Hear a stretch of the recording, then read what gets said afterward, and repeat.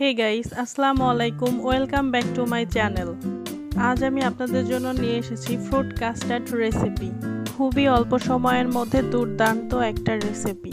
এটি তৈরি করতে খুবই অল্প কিছু উপকরণ লাগে।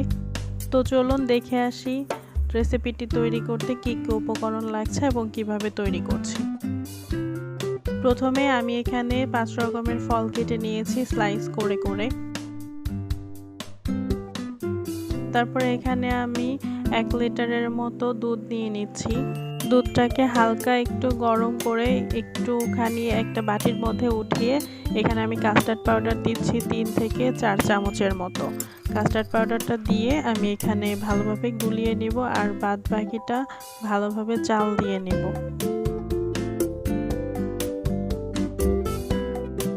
দুধটা যখন ফুটে আসবে তখনই আমি এখানে চিনি দিয়ে দিব। 3 থেকে 4 চামচ চিনি দিয়েছি, যে যার টেস্ট অনুযায়ী দিবেন। গুলিয়ে রাখা কাস্টার্ড পাউডারটা এখন দুধের মধ্যে আস্তে আস্তে দিতে হবে আর ঘন ঘন নাড়তে হবে, না হলে দলা পাকিয়ে যাবে। আর এটা দিতে হবে যখন চিনিটা গলে আসবে, তারপরেই কাস্টার্ড পাউডারটা ঢেলে দিতে হবে। তারপর একটুখানি এটা ফুটে আসলেই তারপর ব্যাস নামিয়ে নিব। মিশ্রণটা তৈরি হয়ে গিয়েছে। এখন আমি কাস্টার্ডটা যে বাটিতে তৈরি করব সেই বাটির মধ্যে ঢেলে নিচ্ছি। এখন একে একে আমি সব রকমের ফল এর মধ্যে দিয়ে নিব।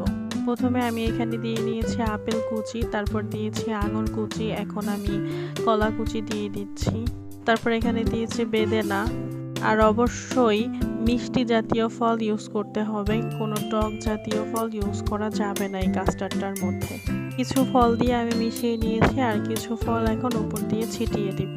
এতে করে দেখতে অনেক বেশি আকর্ষণীয় হবে এবং খেতেও অনেক বেশি মজা হবে। আর এখানে আমি ইউজ করেছি কলা, আপেল, বেদানা, আঙুর আর ড্রাগন। আপনারা যদি আরও মিষ্টি জাতীয় কোনো ফল ইউজ করতে চান তাহলে অবশ্যই করতে পারবেন, তবে মিষ্টি হতে হবে। কোনো রকম টক ফল এতে ইউজ করা যাবে না।